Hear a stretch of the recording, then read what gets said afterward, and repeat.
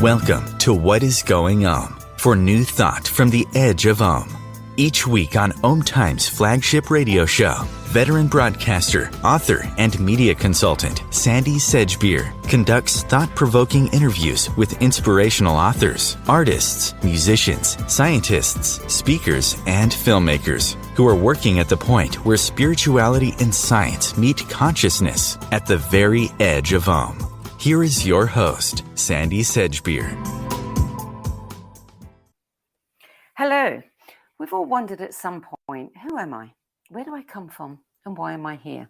Today, we're going to examine those existential questions through a vastly different lens with researcher, speaker, and internationally best-selling author Paul Anthony Wallis, whose books, interviews, and documentaries are read and watched by people worldwide. A senior churchman who's a church doctor, a theological educator, and an archdeacon in the Anglican Church in Australia, Paul Anthony Wallis has published numerous titles on Christian mysticism and spirituality, three of which in particular, collectively known as his Eden trilogy, are expanding the dialogue to include the arguably more pressing questions: who created you? Who or what is God? And what have the world's governments, churches, and militaries been keeping from us about our origins as a species and our true potential? Anthony Wallis, welcome. Sandie, g'day. Thank you so much for having me on your podcast. Good to have you here, Paul. Your books are absolutely riveting.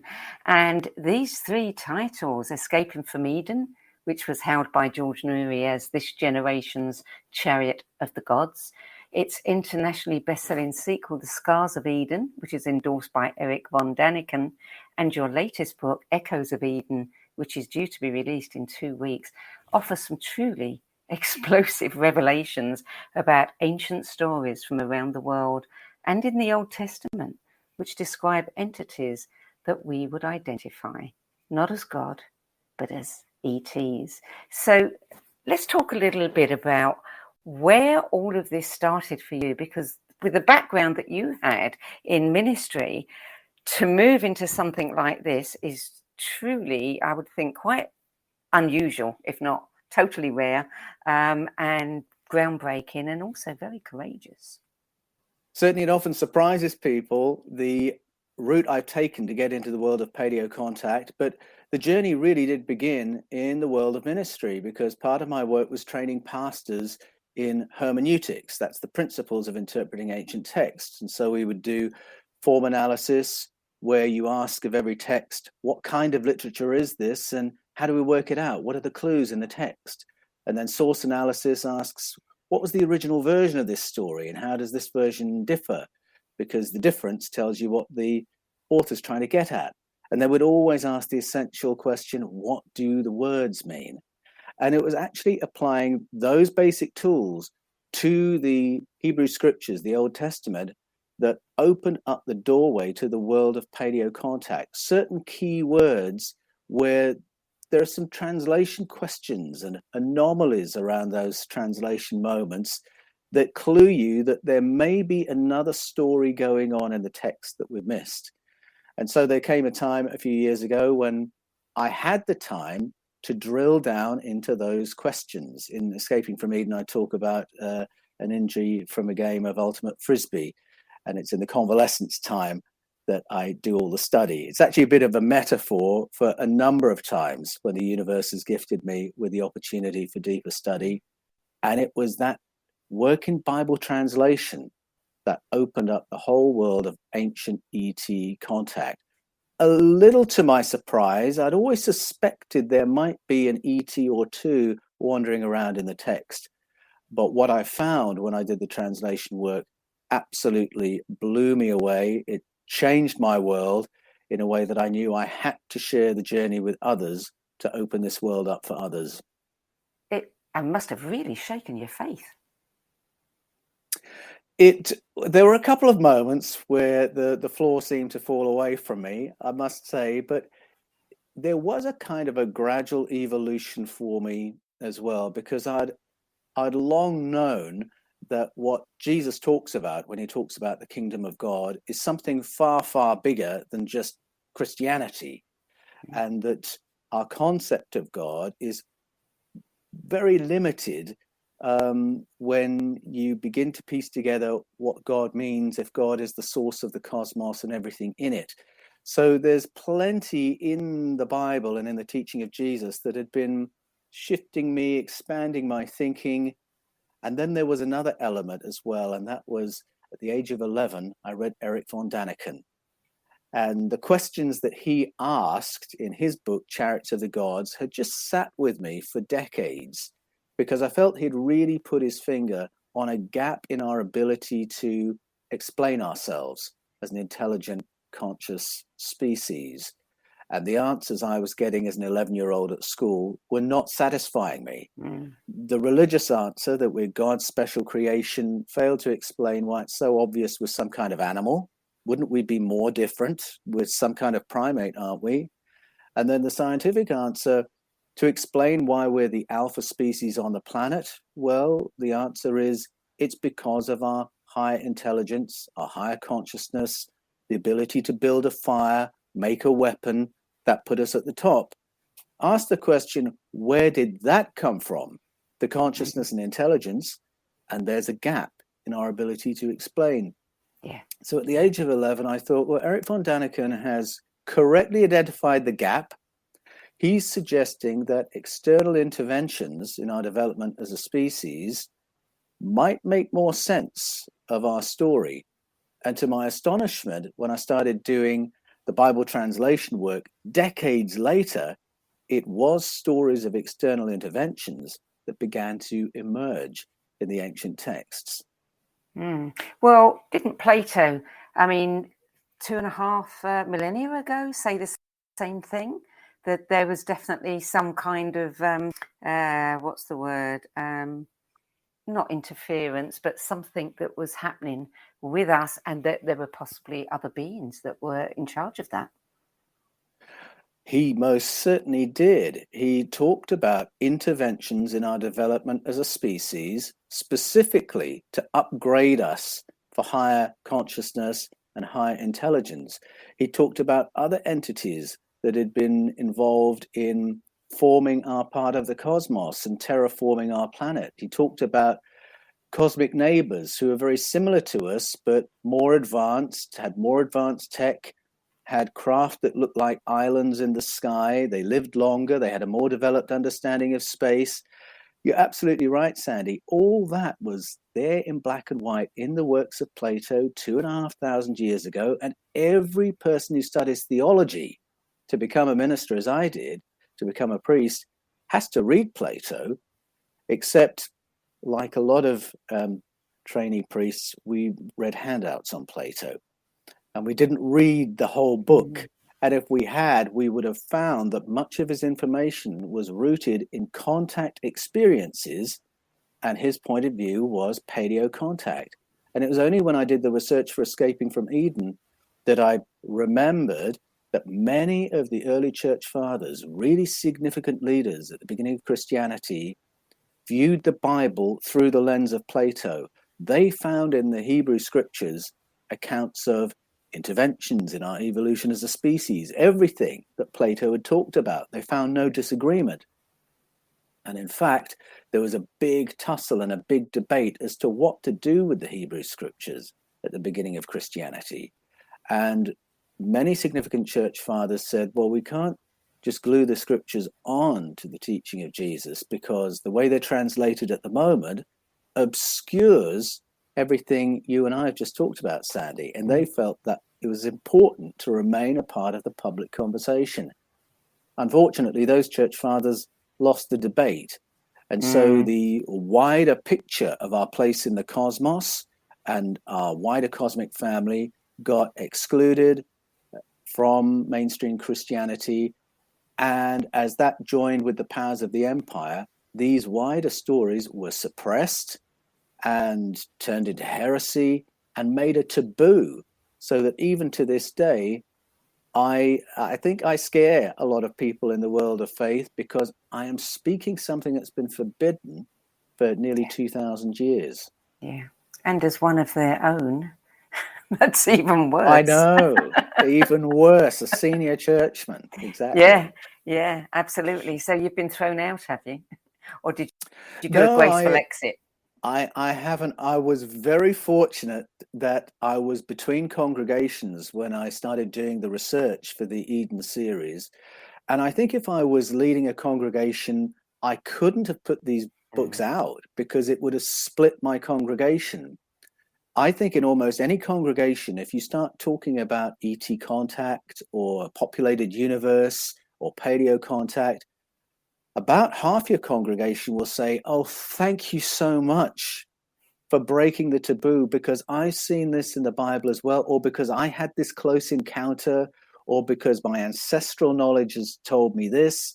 Thank you so much, because we can now talk about it." And then the other half would say, "This is heresy, Pastor. You can't stay here." And you would split your congregation. Yeah. So I was very, very fortunate that I didn't have those obligations. All the same, I knew I was taking my life in my hands by publishing on this topic. And let's say that there are some friendships that have gone a little bit quieter after they've seen what I'm writing, but I have gained thousands, I could say millions of new friends who are saying, "Yes, I recognize this." And it's a huge relief, because opening up this old interpretation of the ancient texts removes distortions in our images of God and our images of ourselves, distortions that are really very demeaning and limiting and have been ruinous to our understanding of God and how we've lived in the world through 2000 years. So this is part of my sense of urgency in doing this, because if you can realize that God is the source of the cosmos and everything in it, and not something violent, dangerous, punitive, unpredictable you have to tiptoe around, well, the psychological relief is indescribable. Yeah, well, there has been quite a bit of controversy recently. I've read several reports, several books, etc., that talk about there being two gods in the Bible. You know, there's Yahweh, the punitive, angry, obey me God, and then there's, you know, Jesus's Father, who is all loving and encompassing. And I think that's probably primed a lot of people. But the other thing that's happened recently is that NASA announced that they had recruited a number of people from different religions to help them work out how their congregations, their flocks, would respond to the news of ETs. And if NASA are doing that, then somebody somewhere is getting ready for some serious disclosure. Yes, there has been a lot of getting ready that we've seen over the last decade or so. And technically NASA didn't hire the theologians, but it's been working with theologians. And half the equation is, how will people in the churches respond? And the other half is, how does NASA communicate information that might have theological implications? So absolutely, that is being ready for some kind of communication. And then, of course, we've had the Senate briefings, which was a rather interesting moment. This was when a lot of people were hoping and expecting that the Senate Intelligence Committee would be told everything the Pentagon knows about UFOs.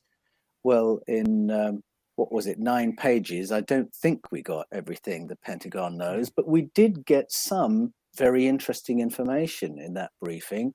And that was that if you just look at UFO encounters or UAP encounters experienced by US defense and reported through defense channels, if that's all you look at, so you're not looking at civilian encounters, you're not looking at global encounters, just US defense and those reported, every 6 weeks, US defense activity is interfered with by UFO encounters.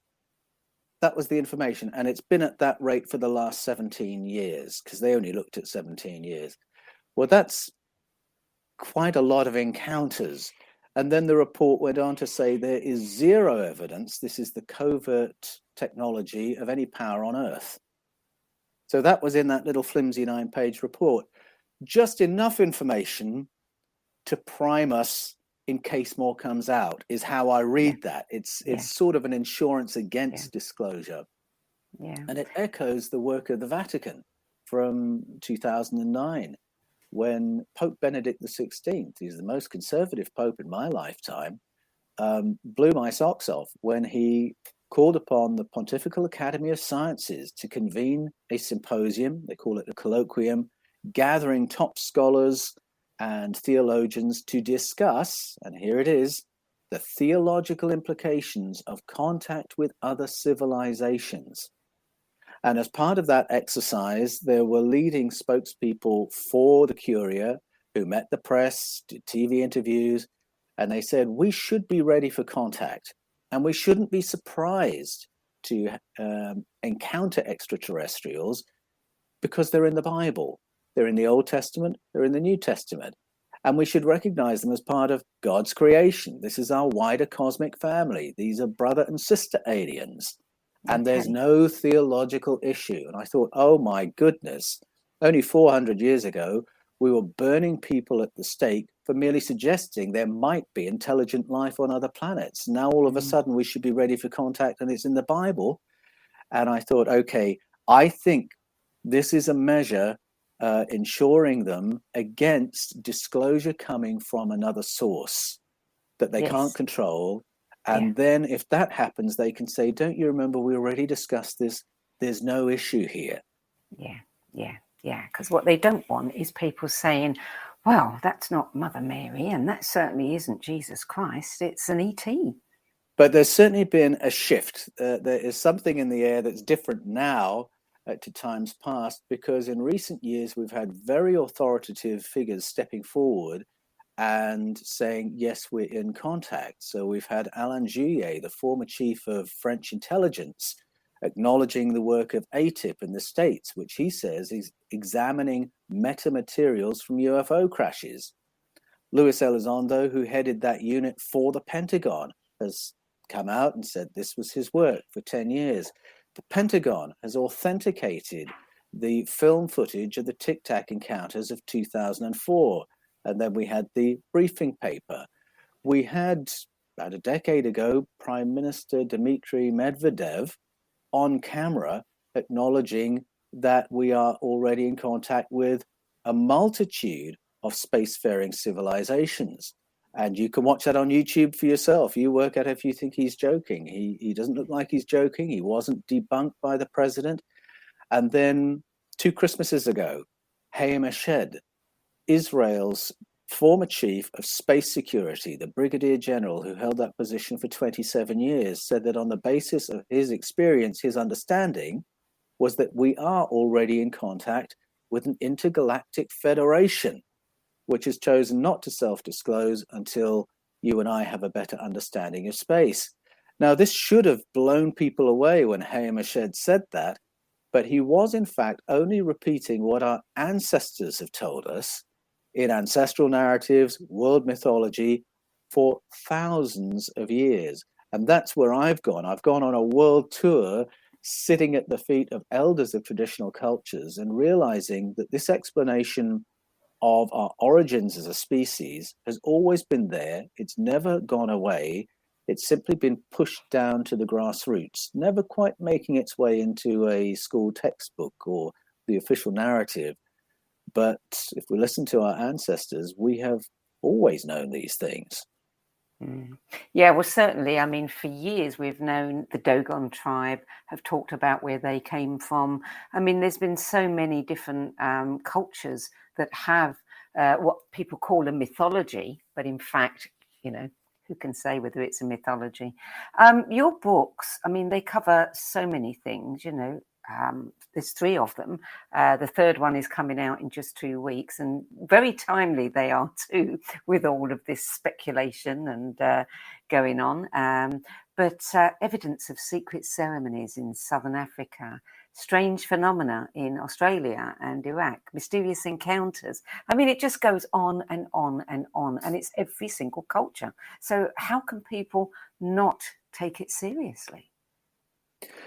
I agree with you, Sandie. For me, it really was the correlation of stories all around the world, from culture to culture, cultures that in the deep past had no contact with each other, sharing stories which there are often clues that what we're getting is a visual memory that's been curated by a particular story. And if you listen to the Edo narrative from out of southern Nigeria and Benin, or you listen to the Filipino narrative, or the Mesoamerican, or the Hebrew, or the ancient Sumerian, there are certain details that repeat that are very, very visual. And so they talk about how the planet appeared when our powerful visitors arrived from the sky. And they will say it was flooded and shrouded in darkness. And then something came and hovered over the floodwaters. So the Filipino story said there was this giant hawk hovering over the waters. Well, was it a hawk, or did it only look like a hawk? If you go to the Hebrew, it says it was a thing creating a strong blast of wind that hovered like a hawk. Merahephet is the Hebrew word. So it was like a hawk, and it hovered, and it created vortices of wind, which then cleared the waters, and the memory of the clearing of the waters is there in all those stories. What was it? Well, you read the Mayan story, and it says there were entities in that thing that was hovering, and they were discussing how to rehabilitate a devastated planet post-cataclysm. So these stories all finesse each other. And another visual memory is something coming down from the sky, and then there's a being who's come down from the sky, and then the being is doing powerful technological things. So the Edo say he came down on a chain from out of the sky. You read the Hebrew story, and the powerful ones come down on a ladder that comes from out of the sky. And so you can see that they're using the technology of their own world, their own culture, as a way of describing what they saw. And the more of these visual echoes that I found recurring in narratives all around the world, the more I realized what we're looking at is ancient memory that's been curated by these stories. So it's not that we have to read these stories in a fundamentalist way, you know, every detail, minute by minute, word by word, that's exactly what happened. This is how our ancestors have carried the memory. And it was the correlations that made me go back to these stories and ask different questions. What is the memory that our ancestors have carried? What is it they wanted us to know about these ancient events? And what is it? Why are other species interested in reviving a planet that is all but dead? Well, there might be many answers to that. I think if we accept that we're part of a cosmic family, then it's very possible that others arrived here for the same reasons that we go into other countries after a natural disaster. If there's massive flooding in Haiti, in Bangladesh, we go in, and the first thing we do is we separate the waters so that they've got fresh, safe drinking water, and then we rehabilitate the land so it's safe to live on, supplies, so on and so forth, dealing with all the pollution that's resulted from the flood. Well, that's the same, really, as what we read in Genesis 1 when we translate it the way I argue for it in Escaping from Eden. So there could be purely compassionate reasons our cosmic family is reaching out to assist. And I find it really exciting and positive that the first stories of paleo contact told by many cultures are stories of assistance. It's not all, you know, Independence Day, Mars attacks, invasion of the body snatchers. This is a benevolent action. And then many of our ancient peoples, as we mentioned just before, you listen to stories from Native American peoples, Aboriginal Australian peoples, the Dogon of Mali and West Africa, they speak about their cultures beginning with visitors from Sirius or the Pleiades sitting down with their elders and teaching them how to live in a non-subsistence way on the planet and build a civilization. again, it's benevolent. There are other stories as well in the mix. So you get to the stories of abduction and hybridization. These are not stories that were invented by the National Enquirer. Our ancestors have been telling these stories for thousands of years. And there's something else is going on, because it appears that some of our neighbors want to enrich their own gene pool with some of what we have as Homo sapiens. We seem to be very, very attractive to some of our neighbors, and they're wanting to either strengthen a gene pool that has become too limited, or they want some of what they see in us. I have come to believe that human beings have a unique blend from our earthling heritage and the ET aspect of us as well, from the time when we were being adjusted and fine-tuned and engineered. But it's created a species with a unique capacity, I think, for love, compassion, creativity. And I think our experience of life is more colorful than some of our neighbors have. And I think they want some of what we've got. Well, I'd really like to know, what is it about us that they want? But there have also been many, many stories about how way back, your stories of Enki and Enlil and Zechariah Sitchin's work, that we were, an inferior kind of race that was then upgraded in order to be useful to our masters, whether it was mining for gold or whatever, the stories tell. So if that was true, and if now they're looking for something in us that they want, then, that's a bit of a switch around, isn't it? Because before they just wanted to upgrade us to suit a certain purpose. Now it might appear that we've evolved beyond that and they see something attractive in us. Well, I think part of the answer to that question is that the they is a very broad they. I think that we have had many visitors through the ages, and I think there's been more than one intervention in our development as a species. And I think some have come here for benevolent reasons, some less benevolent. I think working as a slave species for ET colonizers, I think that is part of the human story in the deep past, but it's not the be all and end all. I think that was an episode in our story. I actually think there's pretty strong objective evidence for gold mining, for instance, in southern Africa from around 200,000 years ago. Now, we were here at that time. Our ancestors were here, looking like us, same build as us, not quite as smart as us, apparently. Smart enough to work in someone else's mine, not smart enough to know how to farm or build a city. So I think in the deep past, that was part of our experience. If you listen to the Popol Vuh, which is the Mayan story of origins, it's very frank and unflattering about our colonizers and us, really, when the colonizers sit down and say, let us make avatars for ourselves to do the heavy work and bring us our food. That's us. Only they engineered a Homo sapiens that was far more able than that. And that's part of the story. And then they have to work out how to manage this far more intelligent, more able Homo sapiens. And I think we've had others visit us in the time since who have come with a more helpful agenda, who do like us, who do have a family feeling with us. And I think this includes a lot of the stories from Sirius, from the Pleiades, who have wanted to encourage humanity to have a happy experience on planet Earth and to have a better human experience. So I think we've had a whole spectrum of relationships with a whole spectrum of visitors and colonizers, and that's why we've got such a kaleidoscopic picture of paleo contact once we listen to the ancestral narratives.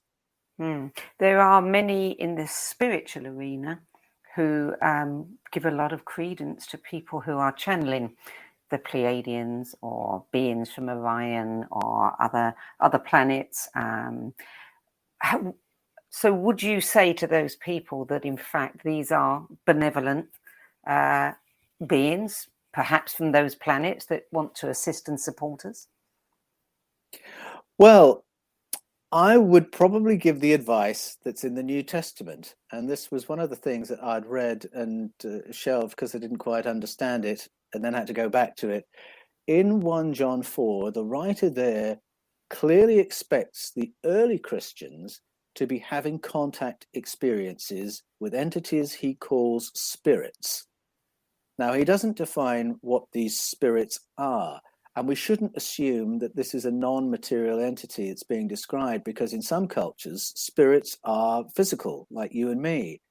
A moon spirit in Papua New Guinea is a physical entity that looks like a gecko. That's very interesting that that word or that concept is even there. Physical being that looks like a gecko called a moon spirit. But what did 1 John 4 mean by spirits? Is it ancestral spirits, which are referenced elsewhere in the New Testament? Is it energy-based beings who communicate with us? Is it material beings who communicate telepathically? He doesn't say. He just expects the believers to be in contact, to be getting communication. But he says, weigh it up. Keep your sovereignty. Keep your autonomy. You don't have to believe everything you're told by whatever entity is communicating with you. Weigh it up. Does it make sense? Do you need to do something about it or not? And he also says, if any of these spirits comes and trash talks Jesus, don't take any notice of them. So this is his answer. We should fully expect contact, but we should weigh up. Is this helpful? Is this benevolent? Am I going to do something about this or not? And he says, if we're willing to do the weighing up, that's good, because the potential is there to be getting some good information. You mentioned Jesus. I mean, what does this tell us about Jesus? Who he was? Well, I think what I've discovered in terms of opening up the paleo-contact aspect of the Hebrew scriptures makes clearer than ever that when Jesus talks about God, he is not describing a violent, punitive, draconian entity you have to tiptoe around. He talks about the source of the cosmos, whom he addresses as Father. His follower, the Apostle Paul, described God as the source of the cosmos and everything in it, that in which we all live and move and have our being. And you begin to see more clearly that Jesus did not equate the Elohim stories of the Hebrew scriptures or the dragon stories of the Hebrew scriptures with stories about God. He didn't use the name associated with many of the dragon stories, and that's the name Yahweh, the holy name. Yeah. He used the word Father, or Abba in the Aramaic. And for a lot of people, the white rabbit that leads them into the territory we're discussing is the clear moral difference between the God of Jesus and the God of the Hebrew stories. In actual fact, the name God wasn't pasted over many of these stories until the 6th century, the BCE, when these stories had existed for hundreds and maybe thousands of years.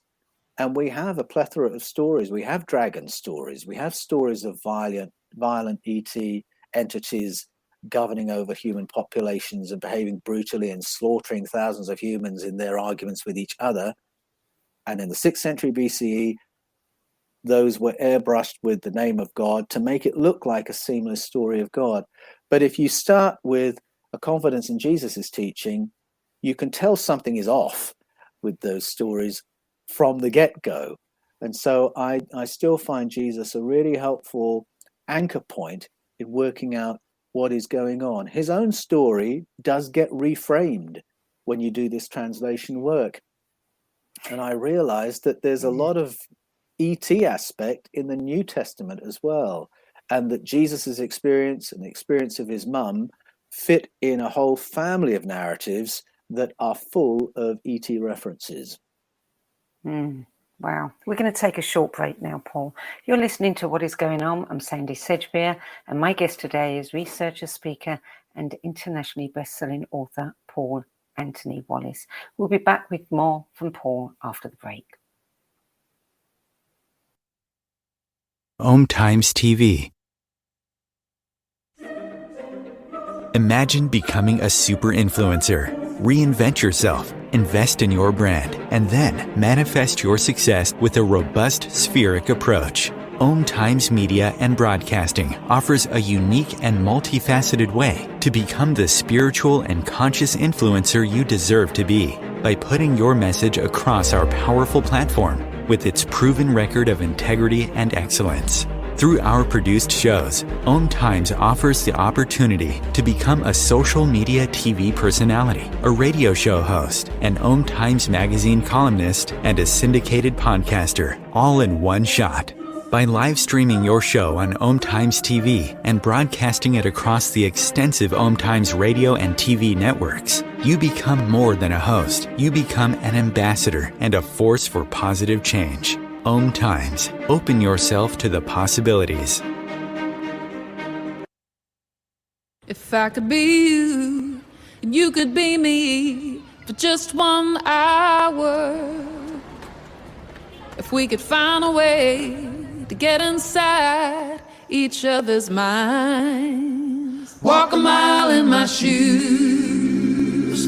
Walk a mile in my shoes. Well, before you abuse, criticize, and accuse. Walk a mile in my shoes.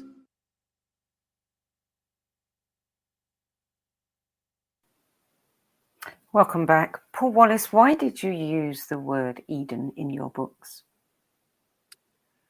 Well, I had to think of a title that would catch people's attention, and I needed to give the hint that this was a real reframing of some old stories.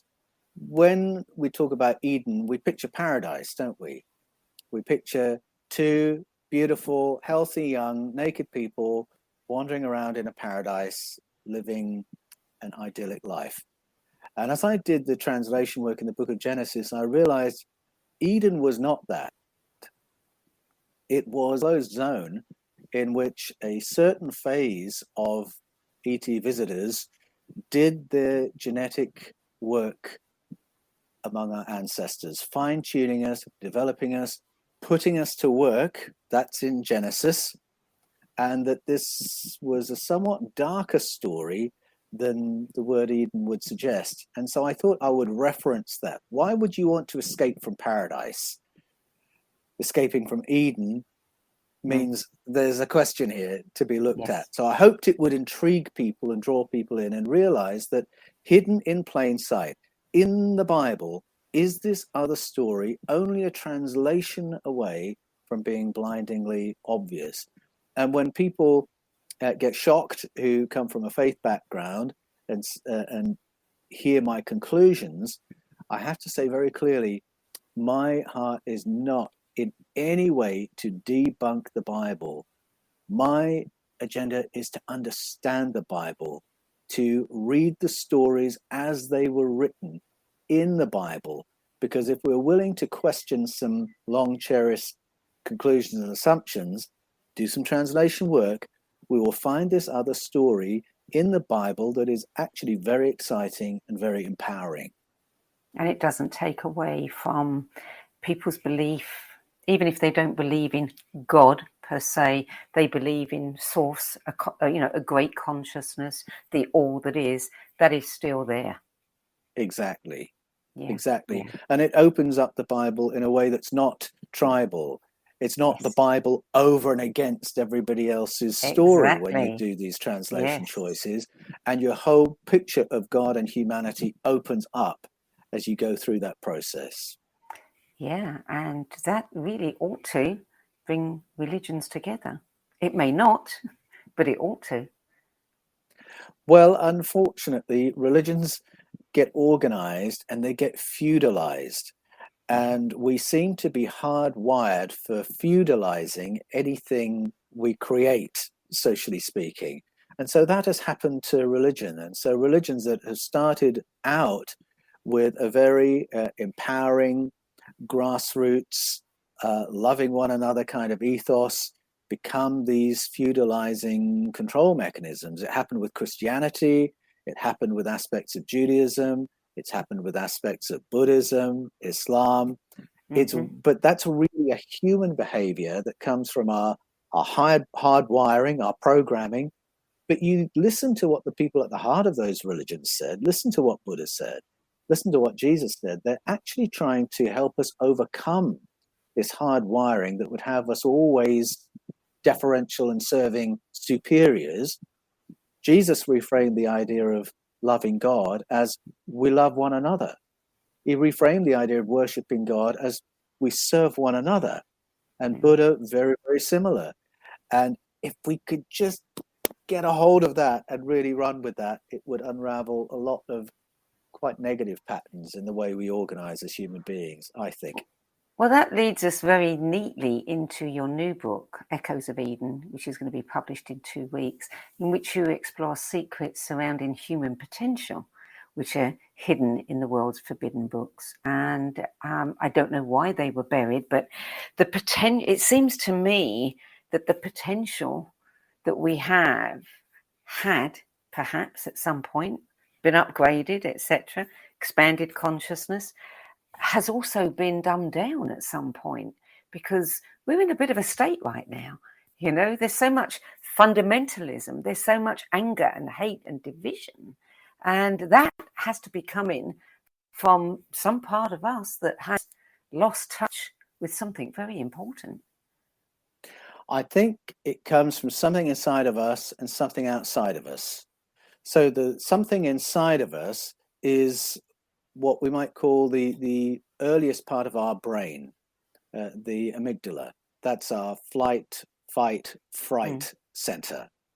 And so if anything sort of touches us there, that's when you get our most primitive, least finessed responses. And so when you're in an environment where you're constantly being fed fear, for instance, well, that's when you start seeing some of our more ugly behaviors. And we have been manipulated many times in that kind of a way.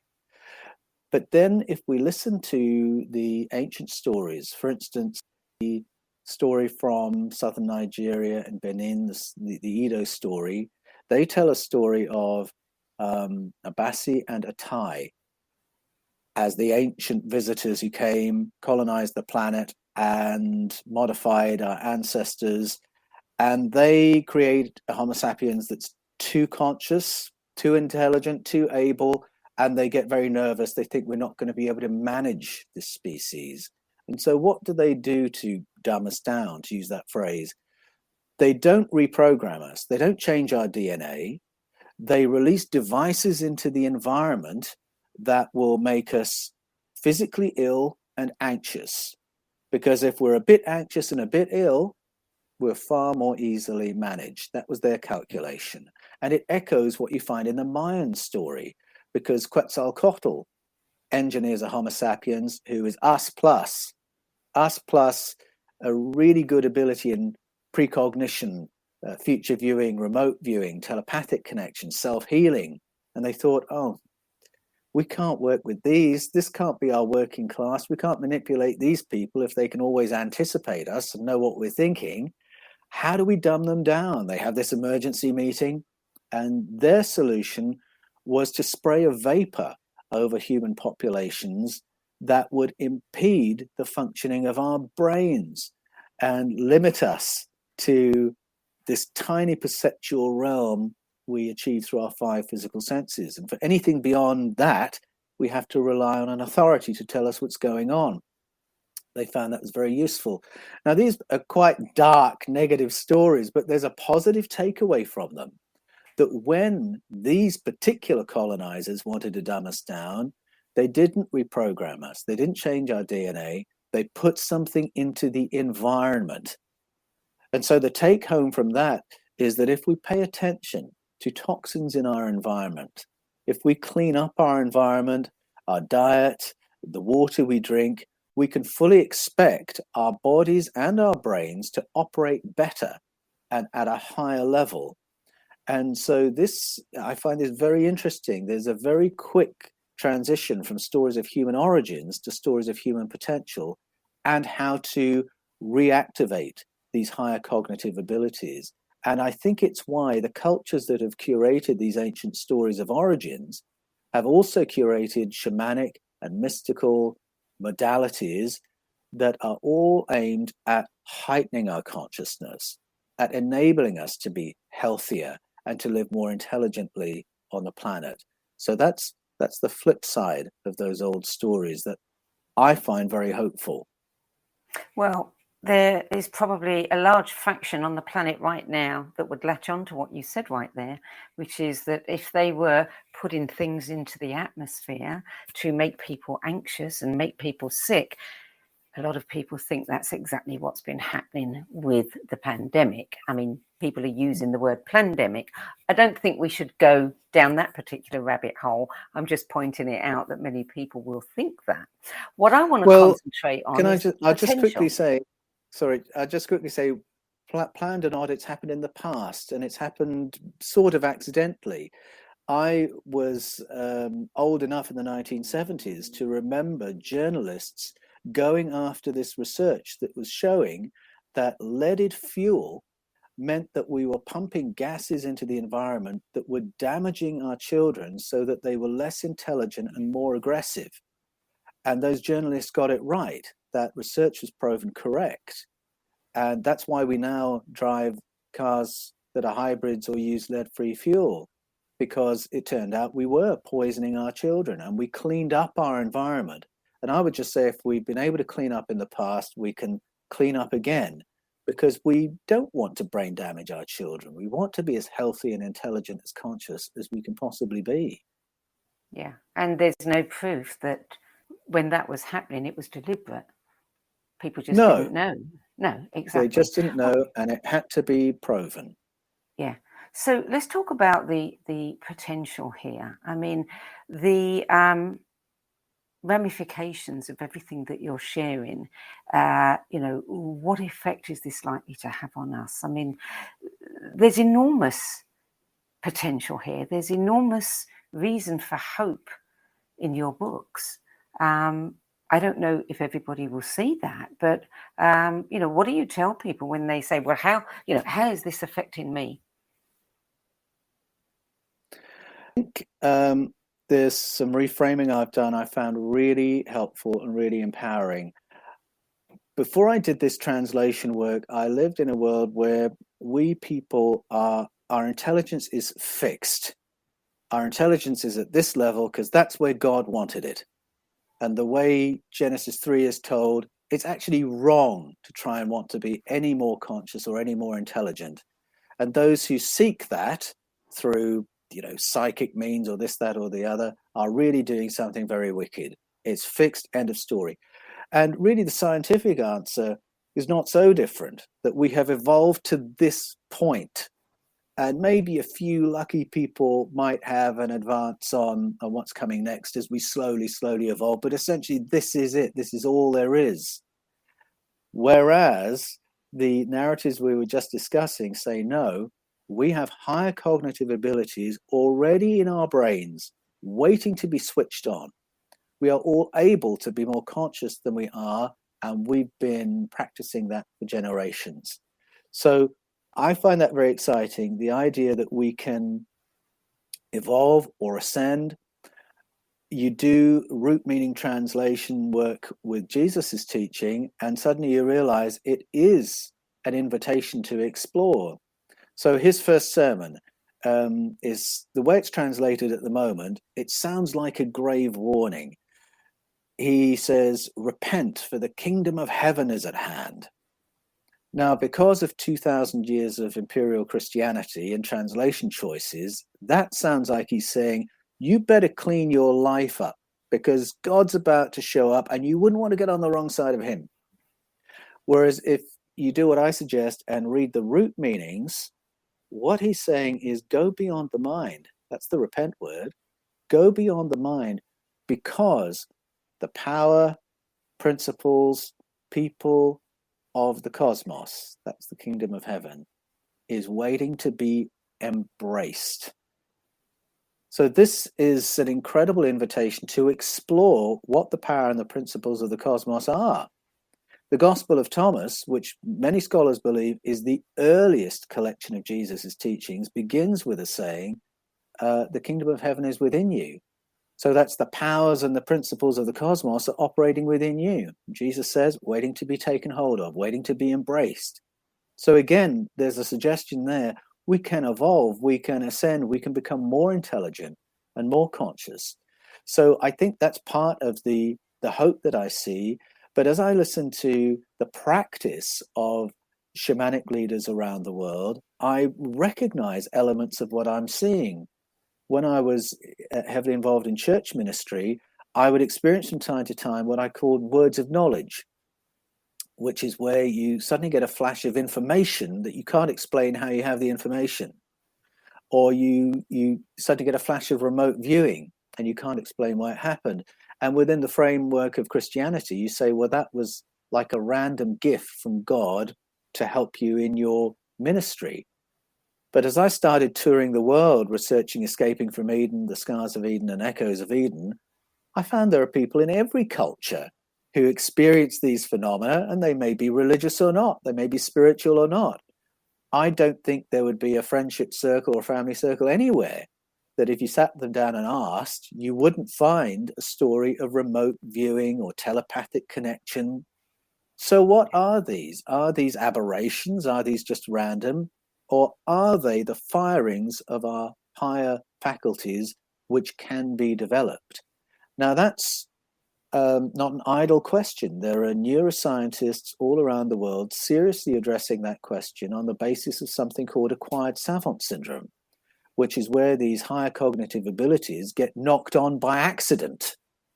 People who have a brain injury or go into a coma or a stroke come back and suddenly they can speak languages they couldn't speak before, play instruments they couldn't play before. They're brilliant at mathematics. They have these experiences of precognition. And these serious peer-reviewed neuroscientists ask the question, can we switch these things on, which are evidently latent in our brains, other than by a brain injury? And our ancestral stories say, yes, we can. And our shamanic traditions say, yes, we can. And that the switching on is not something religious or even spiritual. It's about learning to be fully human and experiencing what that can mean. Well, certainly all the research done, the neuroscience on meditation and what happens to the brain and the faculties that people develop after that, there is a way for people to diligently work at this. Yes, there is. That's right. Learning to enter into certain brain states. So people might know about alpha, delta, theta.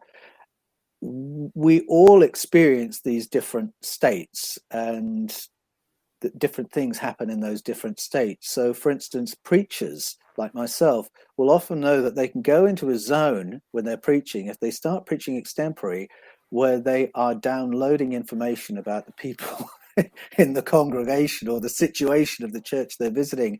I've had this experience many times where I've preached that way. And afterwards, I've had a line of people saying, how on earth did you know that about us? Well, the answer is I didn't know. I just went into this particular state where I could download information from the field. I have a 7-year-old boy who routinely speaks the thoughts I'm thinking. And our kids will often respond to each other calling when they haven't yet spoken the words to call the other person. And it's really startling when a 7-year-old speaks an adult sentence that had gone through my brain half a second before. And it's because at that age, you're in a different brain state. And we're able to do those things in that state. I'm unfortunately going to have to wrap it up here. I would love for you to come back because there's so much more to explore. There's so many things in your book that we haven't had a chance to discuss. So I hope you will agree to come back a few times more so that we can talk about each book. I would love to. Thank you, Sandie. Paul, thank you for being with us. I'm sorry I've got to cut it short. I hope everybody will go and read your book, Escaping from Eden, The Scars of Eden and Echoes of Eden, which is coming out in 2 weeks, and watch your movies, documentaries, and other things that you're doing on your website, paulanthonywallis.com. And I think they can also watch the Fifth Kind website. Is that correct? The Fifth Kind TV on YouTube. and the Paul Wallis channel on YouTube. And the Paul there's the Wallis Paul channel. as well. Yeah. And people can also check out your website. Paul Wallis, thank you. Sorry again that we've got to leave it there. Such a shame, but it's time to go. We'll be back Sandie. again with you at the same time next week, so do stay tuned for that.